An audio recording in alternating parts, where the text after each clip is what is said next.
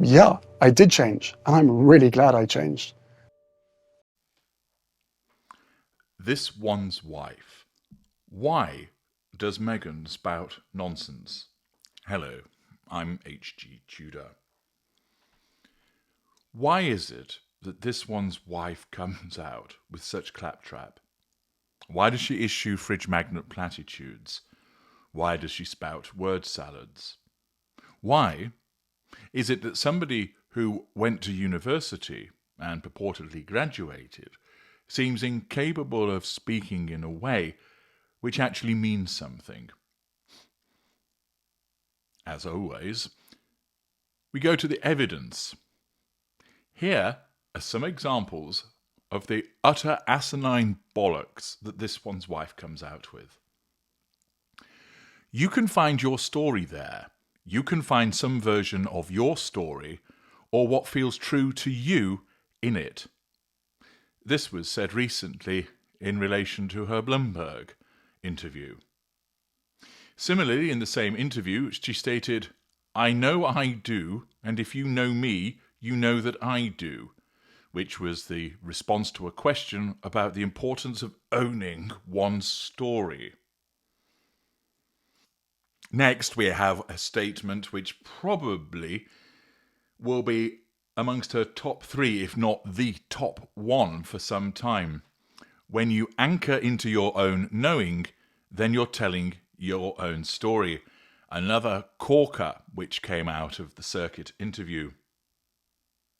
She also stated, "I think it's important to view our wedding day as less of a union in marriage and more of a pageant to the gods of wokeism by inviting its most prominent disciples right in a congregation that actually gets inside the royal gates."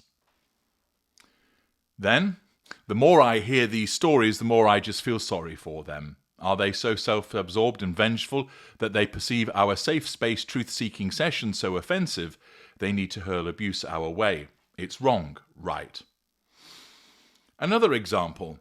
I'm thousands of times more sensitive than the average person, which comes with great benefits, such as a deeper self-awareness and an inner wisdom, but that comes with additional pain. Next, as ever essentially means as it's always been, and if you followed me since 2014 with the TIG, you know I've always loved cooking and crafting and gardening. This is what I do. Next, the world is exceptionally fragile right now. As we all feel the many layers of pain due to the situation in Afghanistan, we are left speechless. As we all watch the growing humanitarian disaster in Haiti and the threat of it worsening after last weekend's earthquake, we are left heartbroken. Another example. I'm thrilled to introduce you to As Ever, a brand that I created and have poured my heart into. This new chapter is an extension of what has always been my love language, beautifully weaving together everything I cherish. And another. There are always going to be moments where you feel as though a story is being told about some caricature of you that actually has nothing to do with you, and that can be really hard to reconcile. Her speeches, when they're not just talking about her, are peppered with authenticity, authentic, through the lens, organic, seat at the table, and other such fridge magnet platitudes, which all combine to provide you with basically a load of nonsense, a meaningless word salad. But why does she do this? Well, in order to explain that,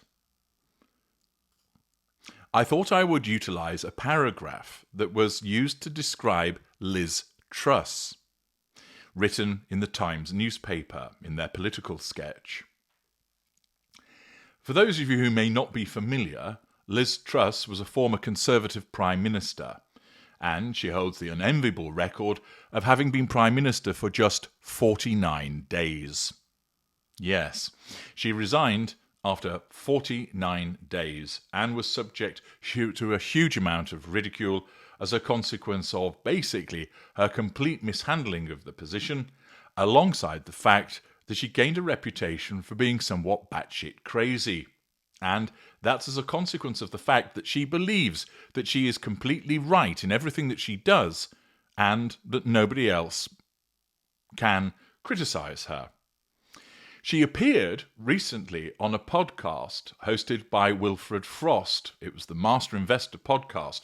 Lord knows why she was invited onto that, but the journalist talking about the podcast and her appearance sums her up in a way which is just as applicable to this one's wife. Listen to this. Unsurprisingly, listening to Truss for 53 solid minutes is drearily predictable.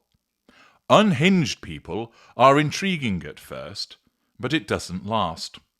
You can't celebrate and learn from Truss because Truss is herself incapable of learning. Listening to the now 3-year-long self-exculpatory media tour is about as enlightening as watching a dying wasp flying up a shut window, falling to the bottom, and going again and again and again. She now comes encased in the bulletproof epistemology of the conspiracy theorist. She was taken down by the deep state, and if you don't agree, it's because you're part of the deep state too. She can never win, but she also can't be defeated. Much of that is applicable to this one's wife. Both appear as unhinged, and that's because certain narcissists do appear as unhinged as a consequence of their deluded mindset, their magical thinking, the fact that they see the world through a distortion field. She's drearily predictable, and it's interesting because, as I'm sure that many of you will agree, this one's wife did have a degree of intrigue about her at first. Why is she doing this? What's going on? What's the history? And as you've watched, and it's the usual case of give the narcissist enough rope and they'll hang themselves, she has become drearily predictable and boring. You see the same behaviours over and over again, incapable of learning. It is like watching that dying wasp flying up to a shut window and falling to the bottom again and again and again. Not all narcissists behave this way because some are charismatic, imaginative, and intelligent. For this one's wife, the reason that she spouts such nonsense is because she is completely empty. There is a void. She is not able, through intelligence, because she's not that bright, to mask that. Like many narcissists, she engages in character trait acquisition to make her seem more interesting, more fulsome. But the problem is that her narcissism is haphazard when it comes to applying those character traits to her. Because she is oversaturated, when she utilizes somebody else's experience to make her seem more urbane, more sophisticated, more interesting, it soon gets picked apart because people can tell that she's telling a lie and it doesn't stack up with what has gone before. She utilizes these phrases because in her world, it makes her sound like she's clever and important, erudite and insightful. And she wants to use those words and phrases because she believes that she's all of those things, because her narcissism tells her that she's all of those things.